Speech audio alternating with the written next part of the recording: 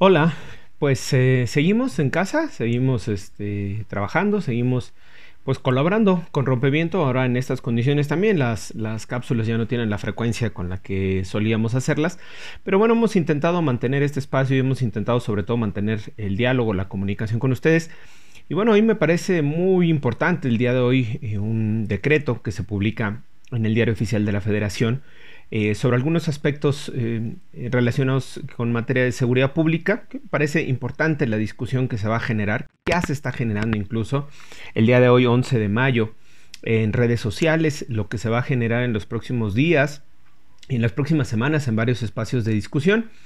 Creo que valía la pena retomar este espacio para poder compartir con todas y con todos ustedes pues mis reflexiones, mi opinión sobre lo que salió publicado el día de hoy en el Diario Oficial de la Federación, que se denomina, es un decreto y dice que es el acuerdo por el que se dispone de la Fuerza Armada Permanente para llevar a cabo tareas de seguridad pública de manera extraordinaria, regulada, fiscalizada, subordinada y complementaria. Así, ese es el título del decreto que se publica el día de hoy. Es un decreto que publica el presidente de la República y me parece importante, antes de entrar al análisis del decreto, colocar dos temas que que creo yo que son importantes para dimensionar el marco de la discusión. El primero es que es un decreto que se da en un marco de discusión de una condición de seguridad. Bueno, pues ya todas y todos ustedes están sufriendo las consecuencias de la violencia que no ha logrado ser contenida en buena parte del país o prácticamente en todo el país. Se da en este decreto, en este marco de discusión de la necesidad de fortalecer las estrategias de seguridad, incluso de cambiar algunas de las estrategias de seguridad, pero se da sobre todo en un marco de discusión mucho más amplio que desde hace varios años tenemos en México sobre la necesidad o no, o sobre la pertinencia o no de la militarización de las fuerzas de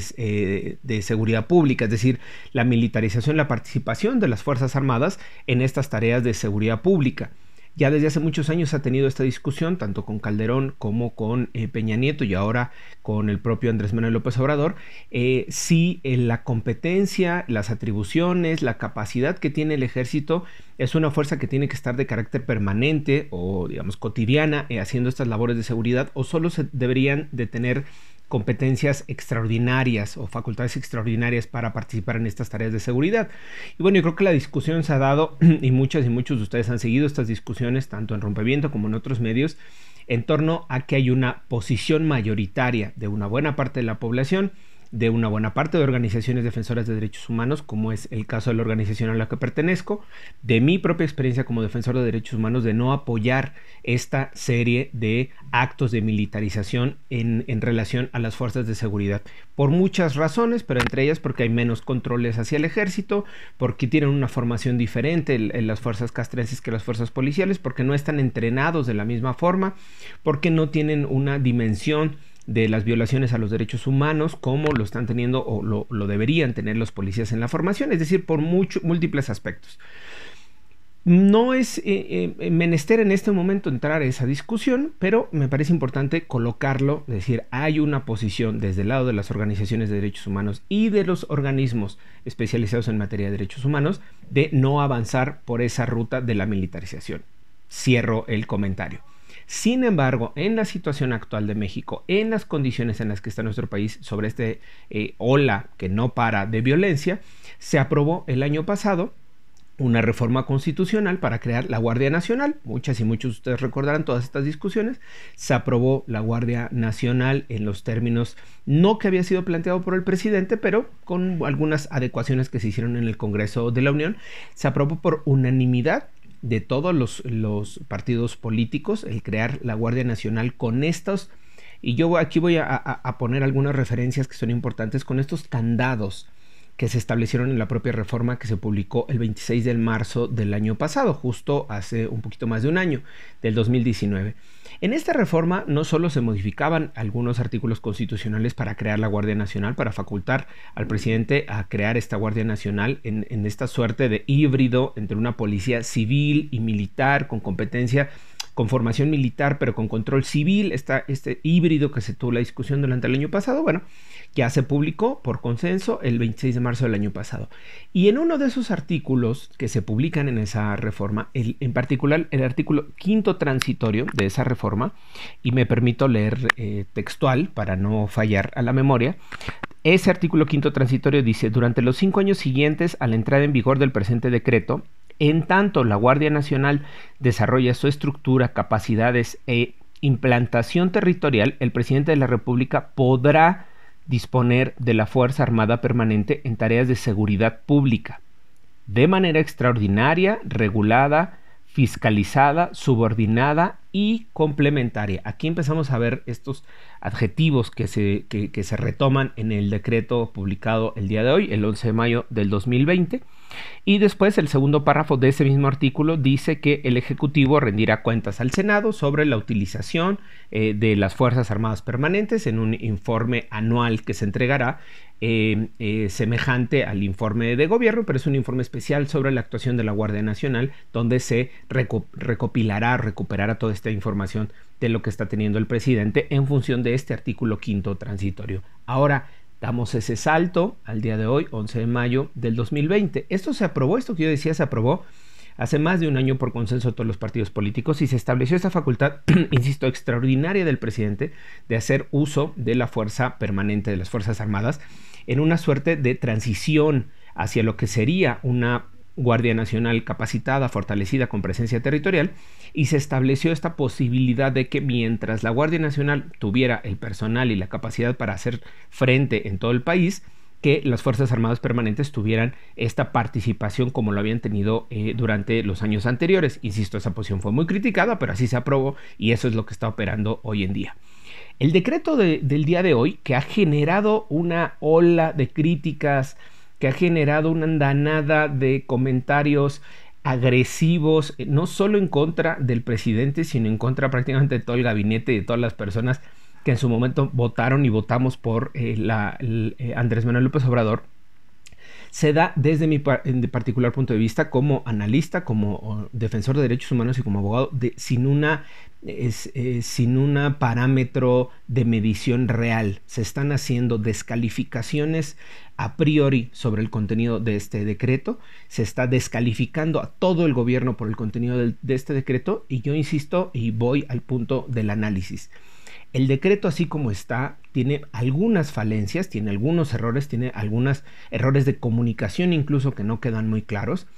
No entiendo el momento, particularmente porque en este momento de la crisis de coronavirus sale este decreto, porque pues, llevamos un año ya operando con la Guardia Nacional y con estas competencias de trabajo con las Fuerzas Armadas sin que se necesitara este acuerdo. Sale en este momento, bueno, hay que hacer el análisis y ver los alcances, pero me parece sobre todo particularmente importante a destacar lo que este decreto en el artículo 2º, en el artículo 1º del decreto, prácticamente copia lo que está en este artículo 5º transitorio de la reforma del año pasado. Dice que el Ejecutivo podrá disponer de las Fuerzas Armadas Permanentes de manera tal, ¿no? En todas estas consideraciones que pone, ¿no? Regulada, fiscalizada, subordinada. Y en el artículo 2º, que es el componente sustantivo del decreto del día 11 de mayo, establece cuáles son las competencias en donde las Fuerzas Armadas Permanentes sí podrán actuar en coordinación o en correlación con las fuerzas ordinarias policiales. Y aquí me parece que es un dato no menor, porque el artículo 5º transitorio de la reforma del año pasado dejaba abierta la posibilidad de que el presidente utilizara al ejército, a las Fuerzas Armadas Permanentes, de forma extraordinaria, regulada, así general. No decían sobre qué actuaciones, en qué momento. No establecía qué sí podía hacer las Fuerzas Armadas actuando en funciones de seguridad pública y qué no podría hacer las Fuerzas Armadas, es decir, lo dejaba en general. El decreto, el acuerdo del día de hoy, establece una suerte de competencias específicas, es decir, se va a hacer uso de las Fuerzas Armadas Permanentes para labores de seguridad, sí, en estas funciones específicas y establece un catálogo que está establecido en el artículo 9 de la ley de la Guardia Nacional, de la propia ley de la Guardia Nacional, y establece una serie de fracciones sobre qué sí y qué no podrá hacer las Fuerzas Armadas en este auxilio de seguridad pública. ¿Cuál es el punto que me parece importante? Y voy a ir cerrando porque el tema es muy largo, es muy interesante, pero es muy largo. ¿Qué sí y qué no? Establece una suerte de competencias, dice sí, voy a hacer uso de las Fuerzas Armadas Permanentes, como ya lo venía haciendo desde que empezó el sexenio y como lo confirmó con la reforma del año pasado, se siguen utilizando las Fuerzas Armadas para tareas de seguridad, pero, y dice, y me parece, insisto, que estos son algunos de los puntos, dice, no podrán hacer labores de investigación para prevención del delito. Eso es muy importante que lo establezca. No se podrán llevar a cabo operaciones encubiertas de usuarios simulados en la investigación para la prevención de los delitos. No podrá ser el Ejército ni la Marina, no podrán realizar análisis técnicos, tácticos o estratégicos de información obtenida mediante la generación de inteligencia. Esto es muy importante igual, está acotando las funciones del Ejército y de la Marina que antes no tenían ninguna limitación. No podrá realizar bajo conducción del Ministerio Público investigaciones de delitos cometidos, es decir, no puede hacer investigaciones de ningún tipo, no puede recibir denuncias hechas por hechos constitutivos de delitos por personas por aparentes comisión de delitos, no puede recibir denuncias al Ejército, situación que sí venía haciendo hasta antes del día de hoy con este decreto. No puede verificar que la información que se les esté proporcionando sea o no un delito, no puede intervenir en flagrancia tampoco, salvo que una autoridad civil o policial se lo solicite y lo colabore, le solicite la colaboración. No puede actuar por solito, de motu propio, decimos, es decir, por ellos mismos no pueden actuar, no puede entrevistar a personas, no puede detener a las personas y entrevistarlas si están en la comisión de un delito, salvo en colaboración o en auxilio de una instancia policial. El acotamiento de estas facultades que hoy aparecen en el decreto, insisto, en este marco de militarización que nos hemos opuesto, en este marco de extrema necesidad y urgencia que se vive en el país por la ola de violencia, sirve y ayuda, sí, para determinar y regular cuál es la actuación del Ejército y cuál va a ser la actuación del Ejército y de la Marina en los meses posteriores de aquí hasta que concluya el sexenio. Y esta suerte de limitar las competencias da mayor certidumbre, da mayor certeza a las y los mexicanos y es completamente contrario a lo que se está colocando en redes sociales, a lo que se está colocando en muchos líderes de opinión de decir que es un acto de autoritarismo. Desde mi percepción, desde mi observación como abogado y defensor de derechos humanos, es una forma para regular poco a poco la intervención del Ejército y la Marina en estas labores de seguridad. Ojalá que así se entienda, ojalá que ese haya sido el sentido del decreto y esperemos la reacción en las próximas semanas, pero desde luego, insisto, no es un decreto inconstitucional, no es un decreto autoritario con esta desproporción que se está colocando en redes sociales, merece la pena analizarlo y desde luego discutirlo.